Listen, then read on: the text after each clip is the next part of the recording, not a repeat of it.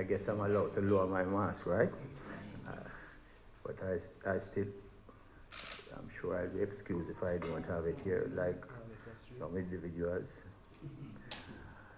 Yes, this morning we're going to witness the handing over of the Presidency of the Insurance Association of Jamaica, the IAJ.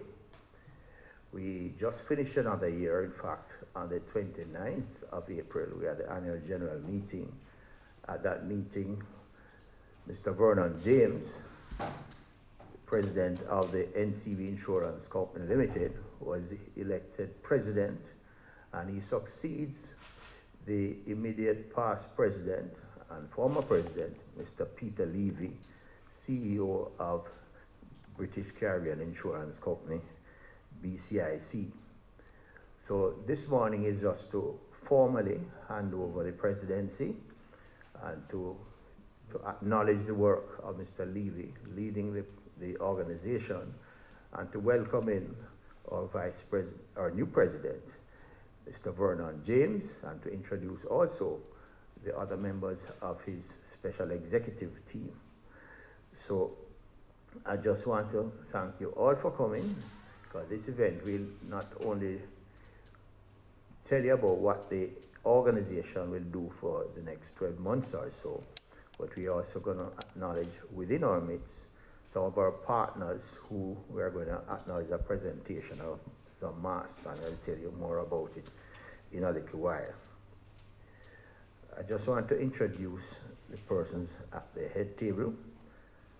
On my far left, Mr. Oliver Tomlinson, and he is the CEO of JN Life Insurance Company, and he's now the Vice President of Life for IAJ. Beside him, Mr. Mark Thompson, serving his second term as Vice President on the general side, but he's now going to have to fly solo, and I'll explain why to you. And he's the CEO of Advantage General Insurance Company. The way we run the IAJ, we alternate the presidency every 2 years between the life and the general. So when we have a president of the organization, you still have a vice president in charge of one of the sectors. But he will now be on his own. As vice president, the president was always out front, batting for him. No, he has to bat on his own. So it is part of the whole process. And beside him, the man of the moment, Mr. Vernon James, and he's our new president, and we'll introduce him in due course. And to my immediate left is Mr. Peter Levy, the outgoing president of the Insurance Association of Jamaica. But to just get things started on the right footing, we're going to ask VP Oliver Tomlinson to invoke God's blessings on the meeting.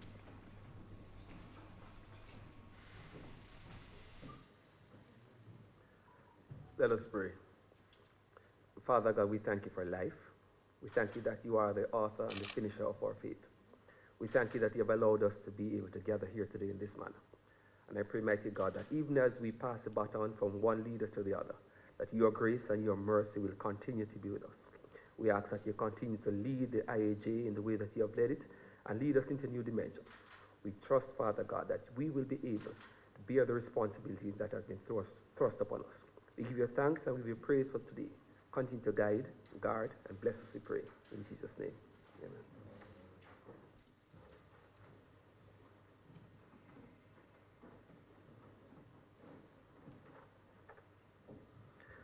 Thank you very much, VP Oliver. That out of the way. We're not going to keep you long this morning. We're going to move things along quickly, and we hope that you'll be out of here by 9:30. Okay, this is where we now hand over to the new president, and I'm going to invite Jessica Knight, my assistant at the IAJ headquarters. It's a tough job to run a company and run an association. It's a balancing act. And we always want to acknowledge the work of an individual who has had to make that many times supreme sacrifice in terms of keeping things together and being the front person. And we have some tokens here which we're going to ask the new president to hand over to the IPP. And now that Peter Levy is president of BCIC and has all the time to concentrate on his portfolio, I know some of his colleagues in the general insurance industry are going to be nervous because if he did so much damage when he was balancing everything, then you can only figure out what will happen when he's now concentrating all his efforts on BCIC. But it's a difficult task, and I'm going to ask the new president, Vernon James, to come to the front, along with Mr. Levy, front and center. And just to say to you that this event this morning is being carried live on Facebook. And, yes, right to the front here. Yes, can't shake hands. What we have done here is to collect some of the memories in photos of the term of the presidency, so he has something he can look back to for posterity.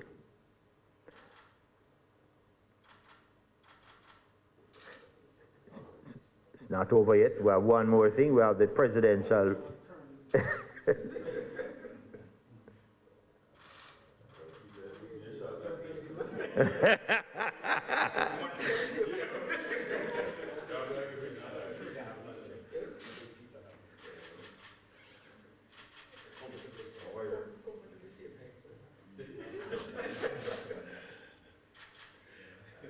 And now we have one more presentation, and that's the actual presidential plaque that he'll put at some special place. And this is the acknowledgement of the association for all the work that has been done. Thank you very, very much, Mr. IPP.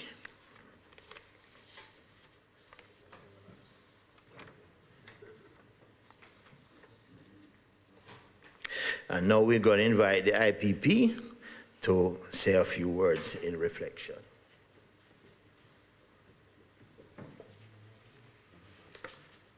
Thank you very much, Orville. Good morning, ladies and gentlemen, members of the executive, members of the media, guests.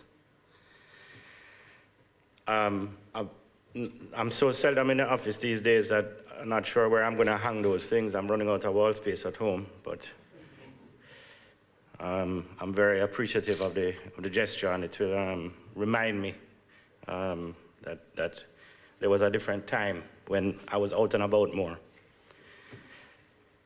I want to thank the IAJ staff and indeed the member companies for their support during my 2-year tenure. It's gone by very quickly. A lot of, and mark these words, Vernon, a lot of what I do is show up. And these guys do all the work ahead of time. So it's a good deal from that point of view. I was looking back at the things that kind of I wrote down and spoke about at the start of my tenure in 2018. I certainly wasn't able to achieve all the things that I would have liked in the period. The single biggest task that I kind of had in my head was to make the insured vehicle insurance system database a reality. It's something that the industry, particularly on the general side, has been working on for more years than I would care to tell you. And it is going to be play a significant role in moving us now into a more digital way of doing business. So perhaps the time is right now. The fact is that the system is ready, and the TAJ or eGov, in fact, has advised us that they will start using it on an exclusive basis to verify motor vehicle insurance at the tax offices starting in another month or so. So I may have missed it by a couple of months, but I think a lot of work has gone on in the last 2 years to bring that to reality. So I'm very happy to see that, and I'm looking forward to the day when that, that switch is flipped. And I think that certainly one of the motivators on their part for just over the last few months has been the fact that it was so difficult for the government agencies to do business the way that they've been doing it. We have been doing it for perhaps for centuries. The pandemic and the necessity for distance has rendered a lot of our practices riskier than we thought they were. And we have to take advantage of the technologies that have since been invented that allow us to do business in different ways. So I guess cometh the hour, cometh the system. Another area of focus for us over the last couple of years has been road safety. The association has done a lot of good work, particularly focusing on the motorcycle users, which is the area where the rate of increase in fatalities has just been tremendously high over the past 4 or 5 years. I think the rate of use of motorcycles has grown quite a lot, but the users of those motorcycles were not necessarily practicing the most safe, the safest techniques, and the association regarded education and seminars as a vital tool in that, because essentially if people understand the consequences of their actions better, then hopefully they'll make better decisions about how they go about those actions.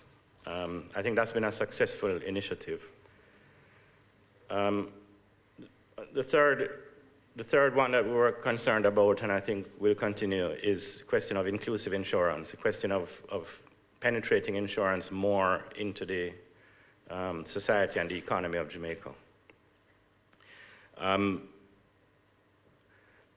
I was very pleased that the Insurance Association and Jamaica were selected to host the International Conference on Inclusive Insurance, which was scheduled to have been held in November this year, but due to the pandemic, has been put off to a date that I don't think we've finally settled on yet, but it will be sometime in 2021.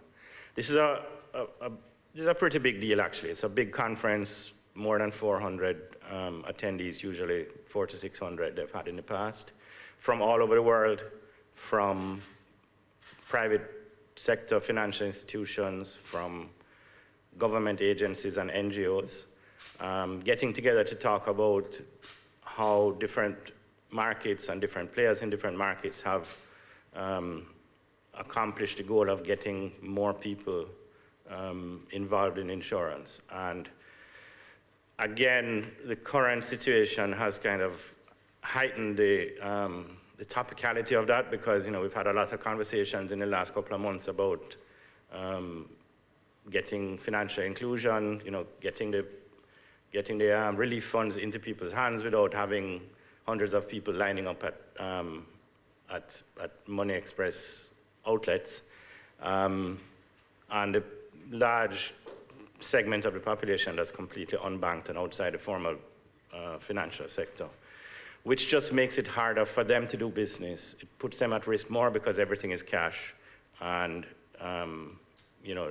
we need to do our part as part of that conversation in terms of helping people to manage the kind of day-to-day risks in ways that the traditional insurance market just has not done a good job of. So I'm looking forward to that. I'm looking forward to that conference, really helping us here in Jamaica to spread the word and get some momentum behind that initiative. I'll say this, that there's a fair level of pride about it, about the selection of Jamaica, because Jamaica is by far the, we're good there, Tommy? Thank you for the musical compliment, Tommy James, ladies and gentlemen. Jamaica is by far the smallest country to have been selected to host this conference. They try and alternate between kind of Asia and Latin America, and the kind of countries that have hosted it before, countries like Malaysia, Brazil, large borderline first world countries. So the fact that they sought us out speaks to, just another example, I think, of Jamaica punching above its weight.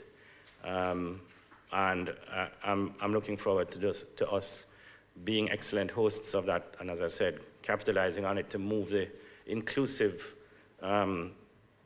initiative forward in a big way. There are two, I would not call them failures, but there are two ways in which the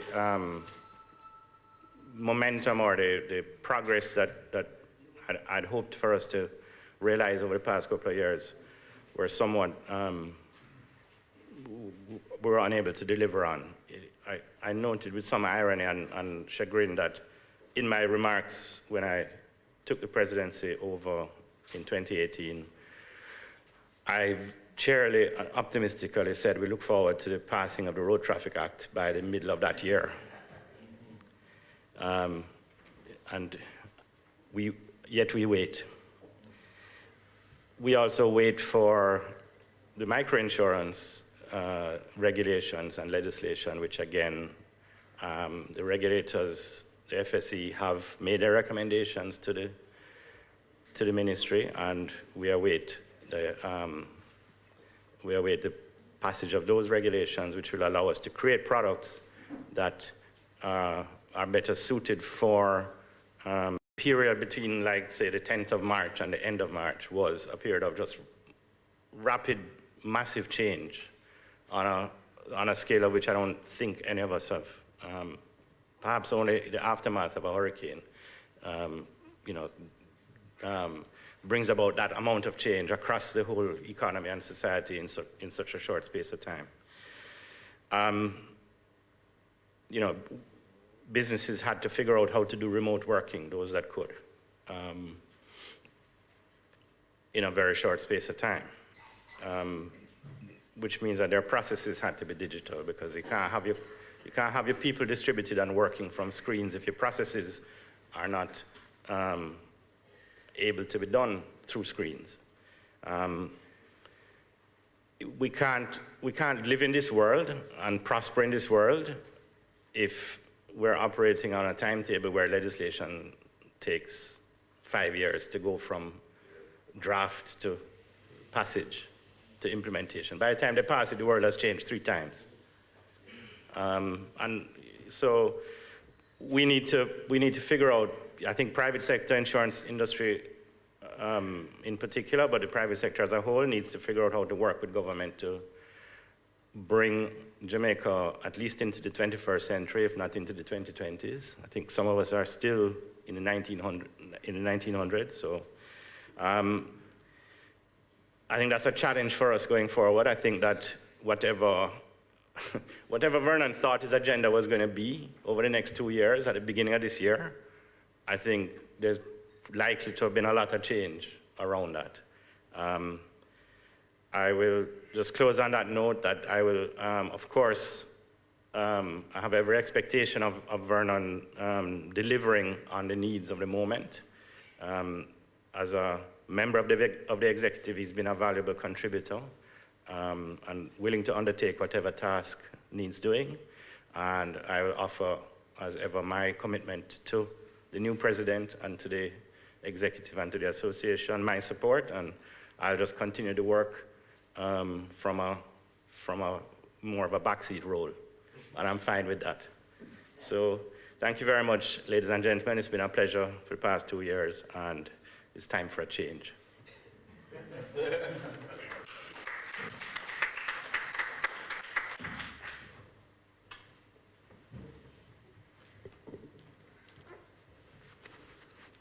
Thank you, Mr. IPP. I don't quite know how to interpret the last comment you made, but I'll just leave it at that, right?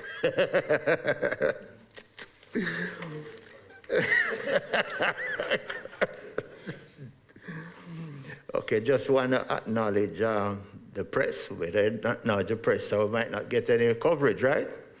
All right, Mr. Durant Pate from The Observer, Mr. Errol Gregory, my friend of many years from KLS, and Mr. Never Graham, the man of the moment from the Gleaner Company. And I guess some of the others heard the news and they're probably just watching it online. I hope it doesn't mean that press people won't show up. Okay, we move on quickly to our program. Just one or two more acknowledgements. Dr. Natalie Wiley at the back of the room has joined us, Senior Medical Officer at the KPH, somebody we have worked very closely with. I'm happy to have her here. We also have Vice President Carmen Griffith, first Vice President, Nurses Association of Jamaica, and she's also here with us. We have from the Transport Authority, Mr. Johan Simpson, he's a Senior Legal Officer, and along with Petra Keane, the well-known communications consultant, ever effusive Petra Keane, glad to have you here, and you will be a part of what we are doing in a little while. Now, the big man's time is here. Vernon James has been a stalwart in the financial sector over many years, and he joined the DB&G in October 2001 and left in 2008 as Assistant Vice President. He migrated to NCV Capital Markets and rose to the rank of Vice President Sales and Client Services. In April 2012, he was called to higher service in the insurance industry, and he's currently the Managing Director and CEO of NCV Insurance Company. He served 2 years as... Well, I tell you. They didn't care what I said. So as Peter has said, you know, the IAJ does a very good job. So I have a whole speech that has been prepared, and I'm going to stick to the speech for the most part, just deviating from it at points. So, you know, as Arvel just said, I've come in as president in an unprecedented time. Thanks for that, Peter, for departing right at the COVID juncture. When we started 2020, we were all optimistic about Jamaica and what we were doing and where we were going. I was part of many, many plans, very ambitious plans. It was exciting. Since April, I can tell you there's been significant dislocation in all aspects of Jamaica. Every industry you can imagine has been affected by the pandemic. But you know, we can't hold our heads down. We are Jamaicans, we are survivors. And we just have to press on with the business. And there are things that we as the IAJ are proud of. Peter mentioned it. The IVIS project that he led and he spearheaded has been launched and holds great potential for the motor insurance industry. And I can tell you that we've seen significant technological innovation just to be able to operate and do business as normal. This is not normal times. As Peter has said, boy, the going into work now is a privilege that you really, really accept and appreciate. You have to work from home, you have to work using your technology, you have to find your way to maintain productivity in a time where we can't even shake each other's hands anymore. But with every crisis, there is opportunity. From an insurance industry, the pandemic has caused financial dislocation to our policyholders. Our policyholders, many of them have come in both on the life and the general side, not able to pay their policies, not wanting to lose their insurance, and have come to us to say, how can we help? And we have tried to deal with it on a case-by-case basis. We adjust in some cases to what they can pay, just to be able to have these policyholders continue with their policies in the time that they will probably need them the most. COVID-19 reminds us of the risks we have to live with every day. There are so many things that can happen. Like we never saw COVID as a possibility at the beginning of, well, maybe at the end of 2019. And it has reinforced the need for insurance. Now, we cannot replace the loss of life, but we can compensate for economic loss. So I'm going to speak a little bit about the importance of insurance, all types of insurance. There is no other product or service that does what insurance can do for individuals with businesses, yet so many persons don't have insurance. One of the observations that has been made across the globe is the increased awareness for the need for insurance. One of the benefits that is forgotten is the peace of mind you have when you have insurance. That's really what insurance is peace of mind in case the worst happens.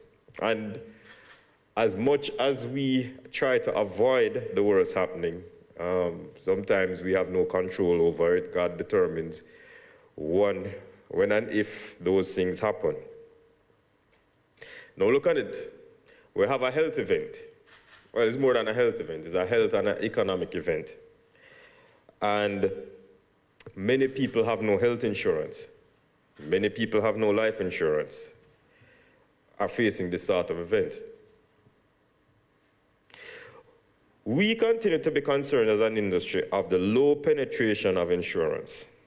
It is something that every president before me has fought, and we continue to fight that battle because we believe that the people of Jamaica should, everyone, have access to insurance.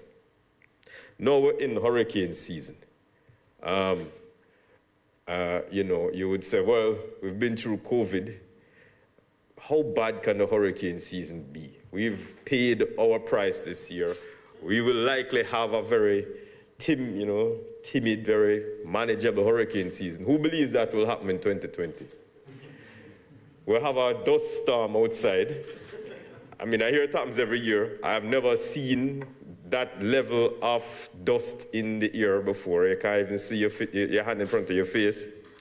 So I think it's a fair expectation, given the type of year that we've had, that anything is possible. No, only 20% of residences in Jamaica are insured. Now, that is sad to know. A house generally is the largest investment that most people make in their life. And if a house is destroyed, it is also the most expensive asset to repair. The other sad fact that we face is that only 10% of our workforce is part of a registered pension scheme. Insurance and pension cannot go together. Pension is to protect your income. Down the road when you retire, you can retire and you have an income to obtain.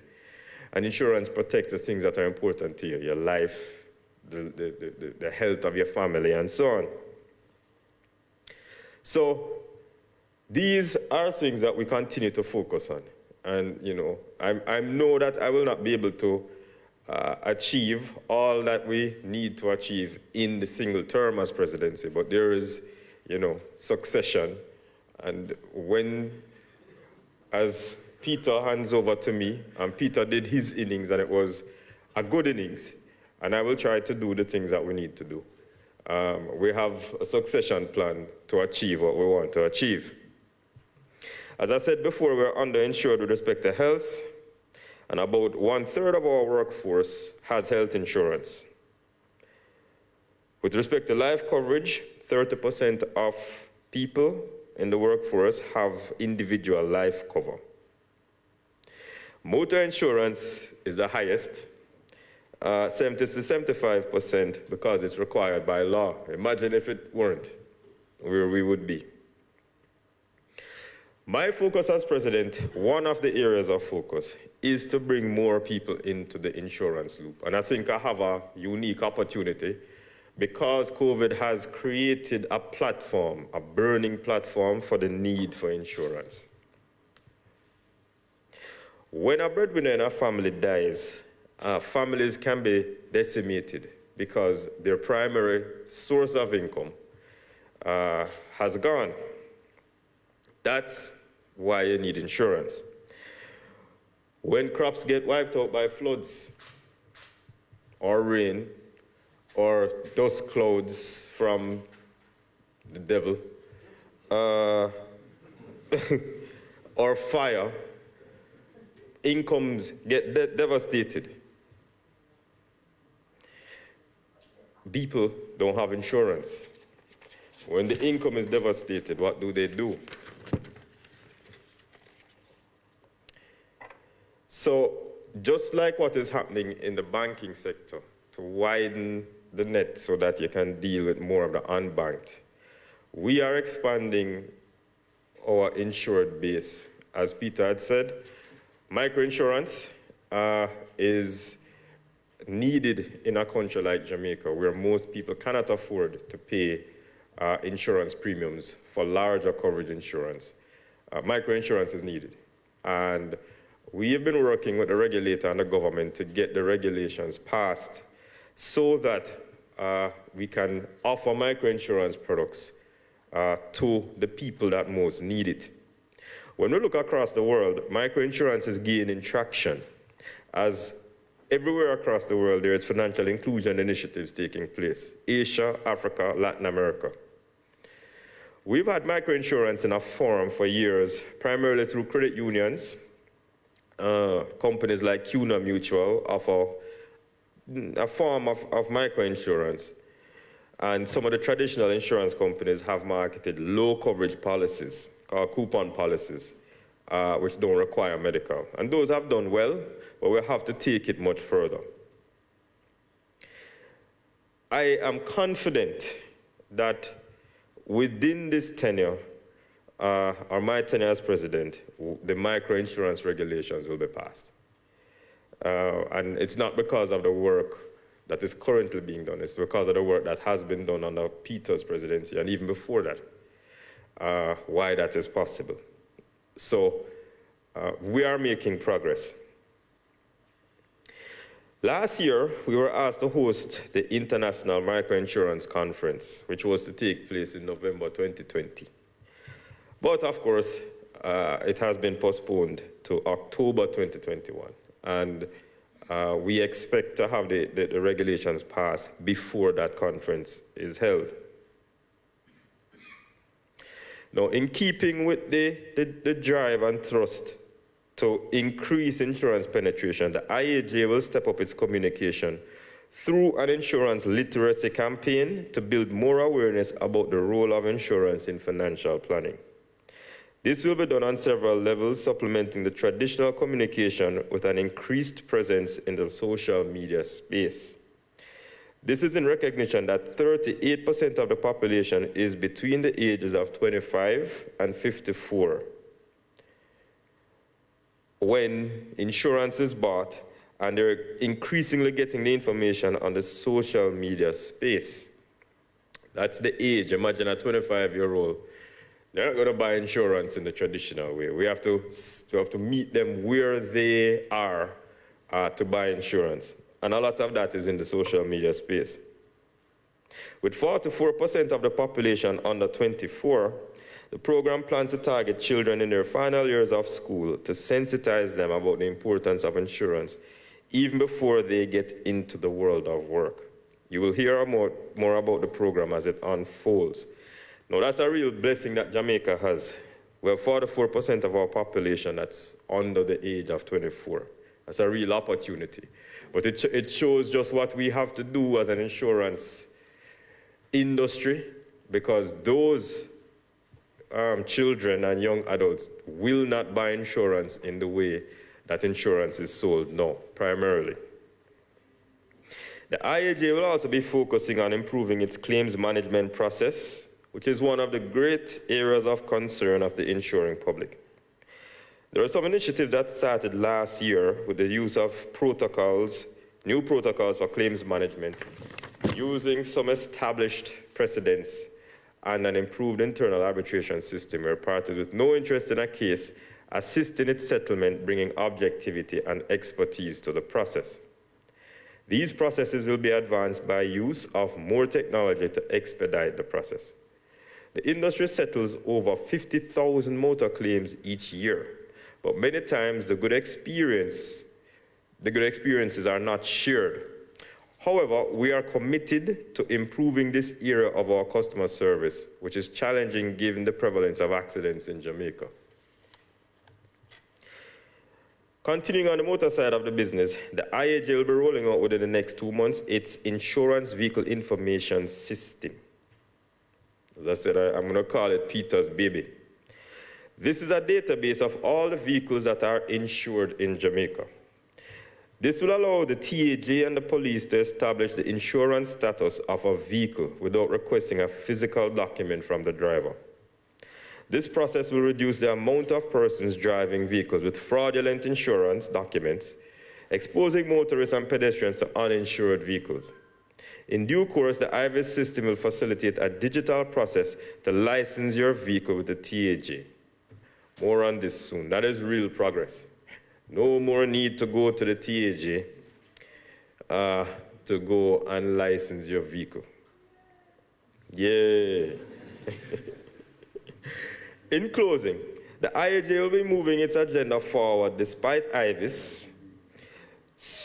Well, it says despite IVIS, including IVIS, so it will be better placed to service its policyholders and the public on the other side of the pandemic, because the pandemic will come to an end.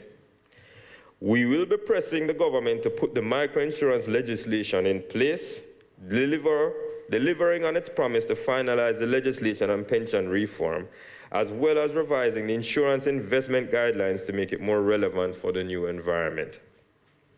Those are the 3 areas of primary focus for us. We will use the increased awareness emanating from this pandemic to increase our insurance penetration while we strive to deliver a better service to our policyholders, especially those on the motor side. So, ladies and gentlemen, the work continues. I am pleased and I thank Peter for his sterling contribution for the last 2 years. I think I have 2 very competent and able vice presidents to work with, and we will continue to improve and energize and innovate the insurance industry. Thank you.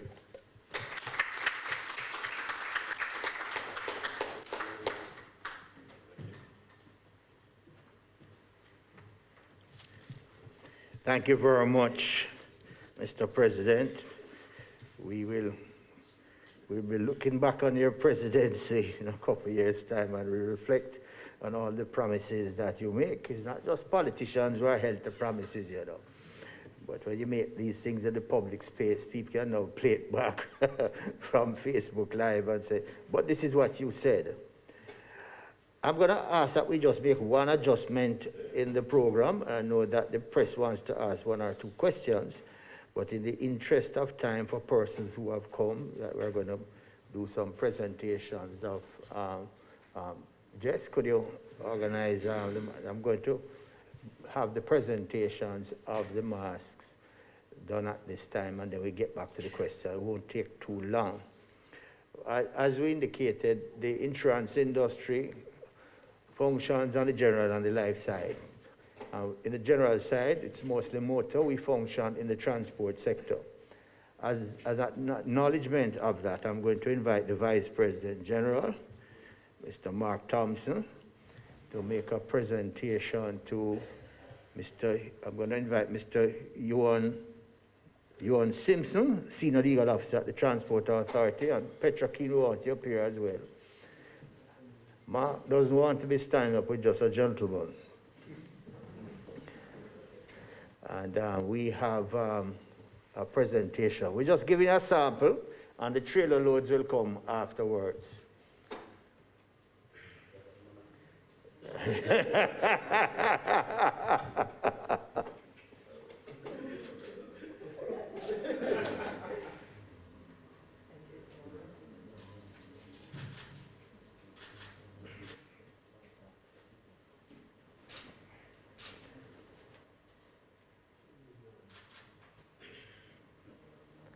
Thank you very much. We are also privileged to, don't move yet, Mar, we're not done with you. Superintendent Kubre is here from the traffic police, and I think you better get to know. Could you go center stage? You notice how he hesitated a little bit? Is that about my drive? I said nothing. Superintendent Kubre has been one of the stalwarts of the traffic sector. We work with him. The IAJ is a member of the Road Safety Council, and Mr. Kubre is one of those persons we can rely on to deal with insights under difficult circumstances. Thank you very much. I know it has come very timely. When we were fixing the highways and the police had to be directing traffic, they faced a lot of dust. I'm sure you wish you had the mask then.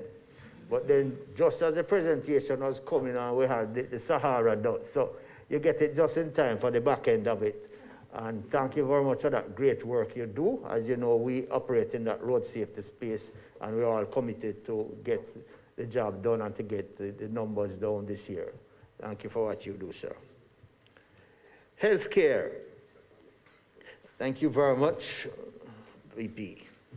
I'm going to invite VP Oliver.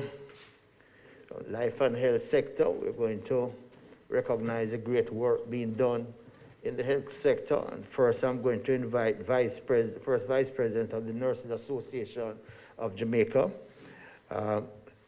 Carmen Brissett. All right, let me not call it the wrong name again. Almost said Marcia Griffith when I met her, you know. Maybe she sings well. Thank you very much for the great work you do. You guys are on the front line of what is happening. I want to acknowledge that. Don't leave Oliver. We're not finished with you yet. I'm going to invite now. We have done a lot of work over the years with the KPH, starting with our 10th anniversary. And we have had health fairs. I think we have had now 3 health fairs down there, annual health fair where we give service to the public. And we have built a partnership with the KPH Hospital. And we have with us today Mrs. Debian Mackenzie Cook, and she's the Deputy Director of Nursing Services. I want her to come forward. And I also want the Senior Medical Officer, Dr. Natalie Wiley, to come forward and to receive the sample of what you're going to get. As I said, the trailer loads are coming. Of the masks from the IAJ. Thank you very much for your service, and keep safe. You're working in a very difficult position, and we appreciate very much what you're doing.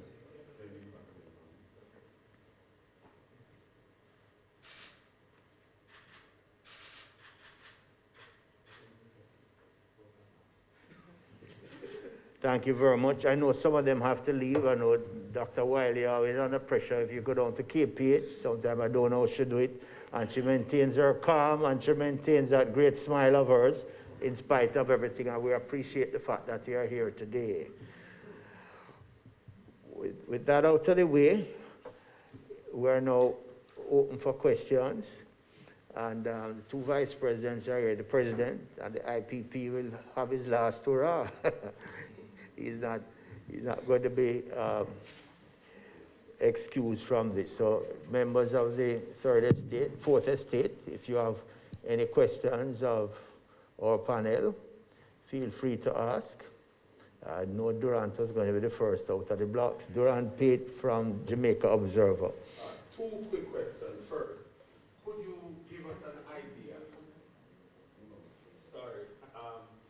of the extent of COVID-19 on both the life and health and the general insurance?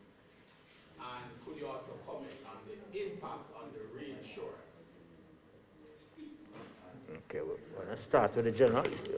Vice President Mark, you want to start first? They want me to ask the question again. All right, 2 quick points. You can come to the podium. Could you give us an idea of the extent of COVID-19 on the insurance sector? And could you also comment on the impact that you're seeing on the reinsurance side?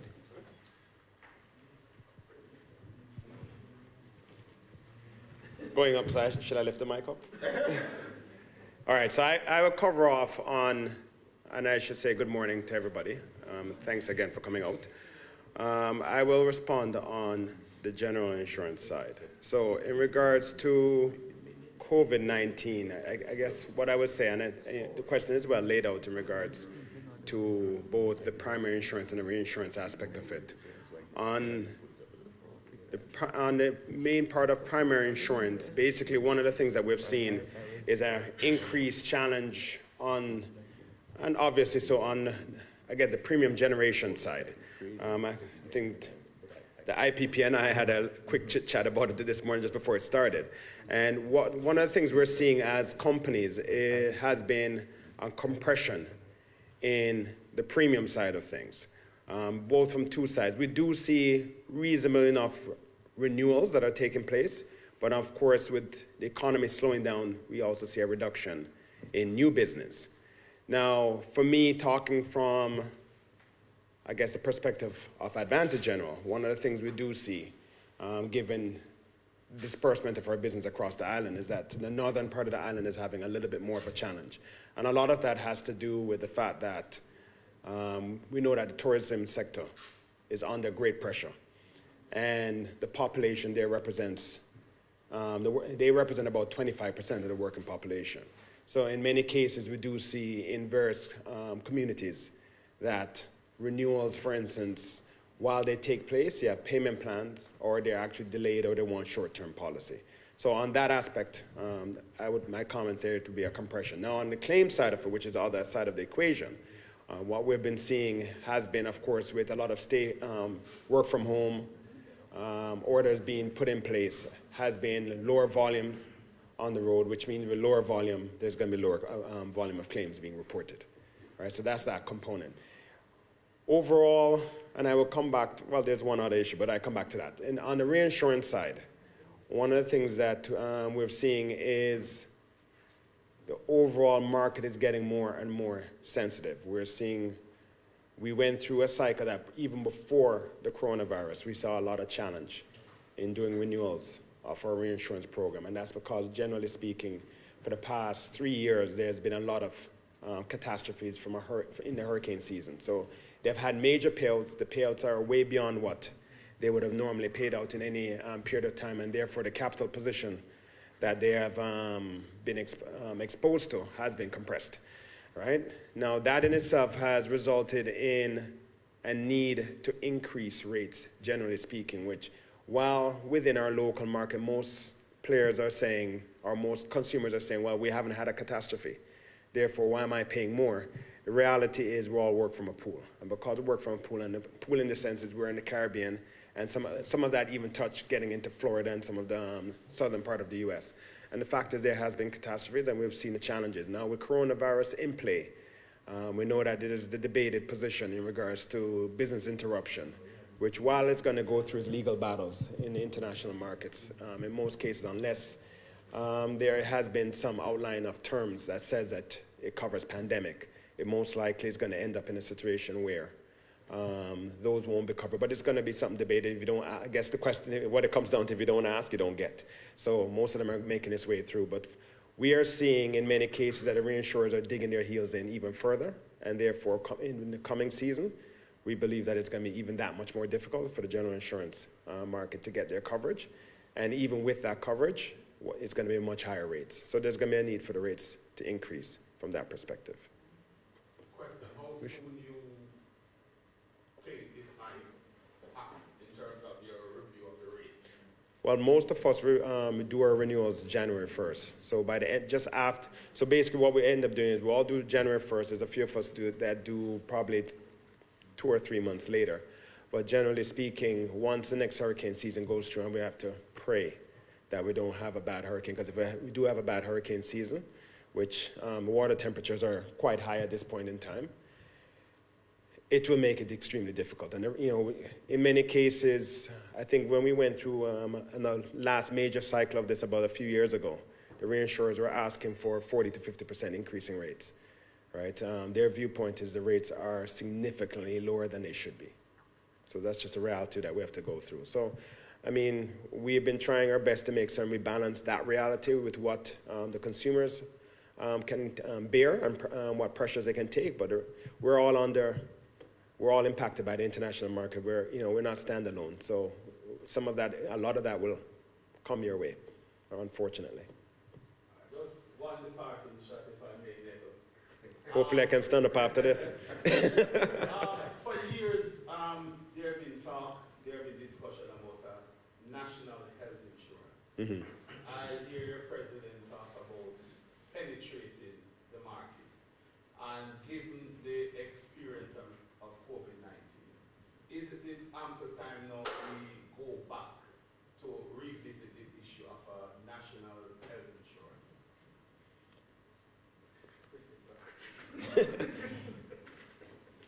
You have to stand up for this one. So, You have to fix the mic. No, I didn't. I have not too much. So, we are in support of anything that drives the penetration of insurance. So yes, we are firmly of the view that all Jamaicans should have access to insurance. Now, you have those Jamaicans who they work, in the formal sector, and their companies provide health insurance coverage. But that, as I had said earlier in the presentation, is still a small percentage. So, yes, it is something that we support. As to how it would be afforded, that is something that the government would have to work out. But certainly, the access to health insurance ought to be a national good, because you can tell with the events of COVID that anything can happen at any time. So it is something that we would support. To go back to the original question, though, about the impact of COVID on the life side, I think Mark addressed it on the health side. On the general side, sorry. On the life side, it has had an impact, of course. COVID, at first, is a health event. So we have had an impact. As I said earlier, we have had some of our policyholders who cannot afford to pay and have come to us to either cancel their policies or to get some sort of payment holiday and so on. So COVID has had an impact. I wouldn't say we've had a material impact on claims, health claims, because of COVID, because I think Jamaica has been somewhat blessed in that our experience with COVID has not been as significant as some of the other countries have been. So we haven't really seen a large impact on the claims side, on the health insurance claims side. But we've certainly seen it on the ability for people to pay for their insurance. On the reinsurance, I would expect that the reinsurers, they've more or less already started to indicate that COVID has been an event for them globally. You've seen how it has impacted areas like the United States and Europe. So we have an expectation that there will be some adjustment to their rates because of the event. We will continue to resist, but we play in a global environment and the global risk has been identified. So we would expect that there might be an impact, or there would be an impact on reinsurance, which could have an impact on insurance pricing on a whole. But we're going to do our best to see how we can limit that, because, again, as I said, making insurance more expensive is not consistent with what we want to do, which is to drive insurance penetration across the country. So that's been the impact that we've seen for COVID so far. I think we've been blessed. It could have been far worse for us. We've had some fall off in business. The general side has had significant fall off in business because of COVID, because people are traveling less. But I think we'll recover over time, and we are optimistic that business will continue.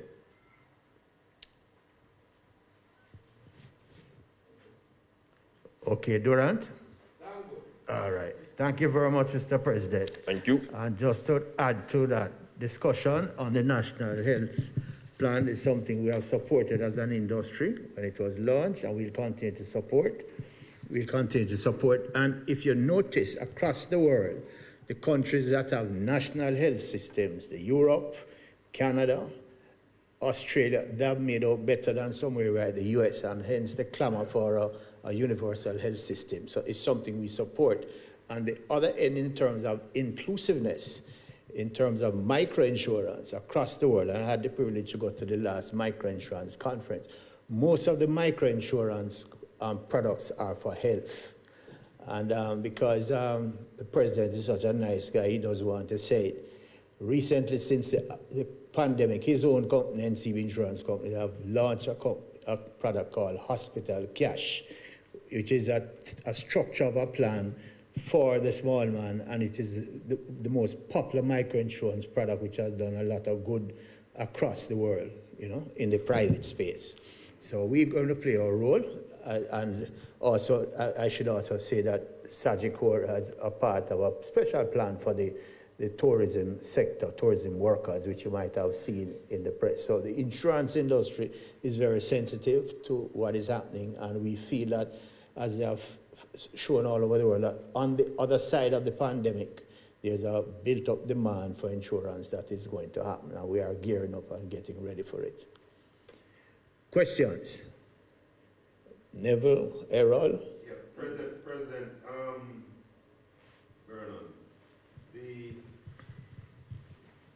you spoke very assuredly about the advent of microinsurance. Yeah. Could you just kick the tires a little bit for us to say what it is that you mean by this in terms of microinsurance, which areas will be covered and so on?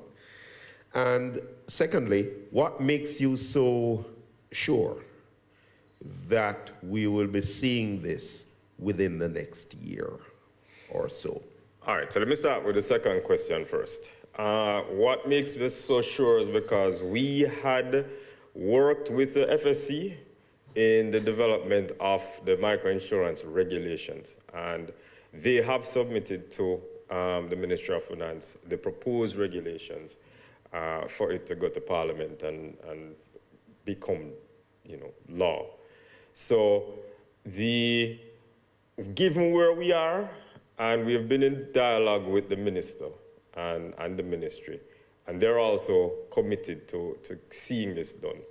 I am confident that we will get it done given where we are. Now, if we were at this point now just starting to think about microinsurance and to draft the regulations, then I would have more of a concern. But we're here, we're not far. It's just for it to go through the parliamentary process now to be passed.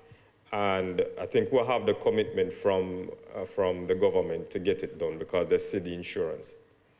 Well, they see the need for it. So microinsurance, really, you have microinsurance on the general side, you have microinsurance on the life side, you have microinsurance on the health side.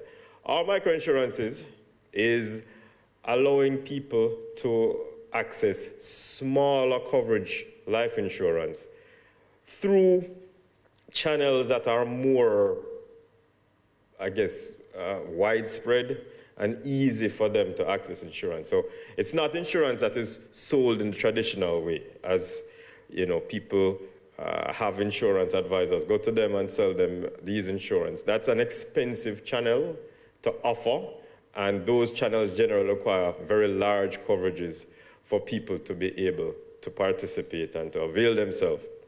Microinsurance can be as small as $100,000 or $200,000, and it can cover things like death. So you can get a microinsurance policy that can cover your funeral expenses. It can be small health insurance. Even that policy that we launched the other day, it can cover your hospital bills. It can be $70,000 in case you have to go to the hospital. It costs you $100 a month or $200 a month. So it is affordable insurance. Why it's called micro is because of the size of the insurance and the target market. It is for financial inclusion for people who would not necessarily normally be able to afford insurance. So they're able to get this sort of protection for a low cost for those sorts of events, hospital events, death, health events that might occur. On the general side, you can get coverage, for example, if you have a flood. It covers the goods that you have lost in the flood, and so on. For a farmer who might need that sort of coverage, that's good coverage for a farmer to have. That's the intent of microinsurance, protecting life and property at the smaller level, not the billions of dollars, for example, that a large company would need. But a farmer might be able to protect his crop if it is lost. That's what it is. So, like this product, Shorty. Shorty? Is which product that? No, that would be a microinsurance? No. I don't know that product. No. It's short-term, effectively short-term motor coverage. So you can Oh. get coverage for 1 month, 2 months, 3 months. Oh, no, so that is just, yeah, that's innovation in the general space. I like that innovation though. It's almost buying insurance as you need it. I think that's a good idea. Why insure a car for 1 year if you only need it for 2 months? So I think that's good innovation on the general side. What company is that? I can say it when I'm doing truck. James, yeah. Oh, it's all about his products. Just one question, and it comes back to what Mr. Levy had said, the importance of financial inclusion. Does that mean that the IAJ will be soon launching a public education program stressing the importance of of insurance, both aspects, all three? Absolutely. It has to go hand in hand. So as the innovation happens on the product side and the channel side, the education has to happen. And so we as an industry, will support the IAJ, will go, as we always have, on an effort to educate people. As I said, we have a burning platform, which is COVID. People now see the need for insurance. They tend to see it at certain points in time. Whenever we have a hurricane, there's a need for insurance at that time, and then it goes. So we want to make use of the burning platform that we have to educate the people. And we're going to put as much of our resources together as companies on our own, but also to support the IAJ in its efforts in that education. And Oliver had spoken to it in my speech, and Orville has mentioned it, that we will continue to do that education campaign. All right, thank you. I just need to add one more dimension to microinsurance. Actually, it's now being renamed, rebranded, inclusive insurance. So it don't sound like it's so small that you don't need to buy it. So it includes a lot of people who are left out of the system. And that's why we need special legislation.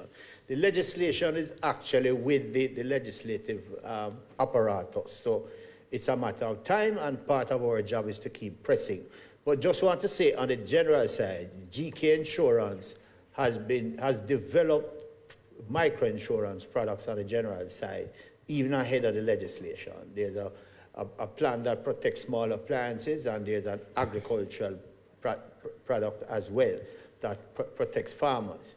And they have been in the forefront of doing it long before it was popular here. I have to pay a special kudos to them, because when we were approached maybe about 5-6 years ago, not many people had an interest in it. And GK, then led by Mr. Andrew Levy, Peter's brother, was also president. They actually spent resources. They went to Africa, observed what was happening, and developed products, and they have been marketed in the space. One of the difficulties we have about inclusiveness in Jamaica is some of the requirements that the poker laws are insist that we have. So what they have done in most jurisdictions, once you have a valid national ID, that is good enough. So you don't have to get 3 reference letter and address and all that.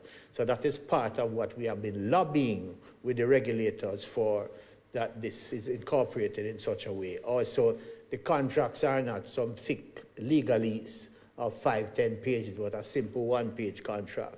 So it's easy to read, easy to understand, because part of the problem we have across the world is a trust factor in the insurance industry.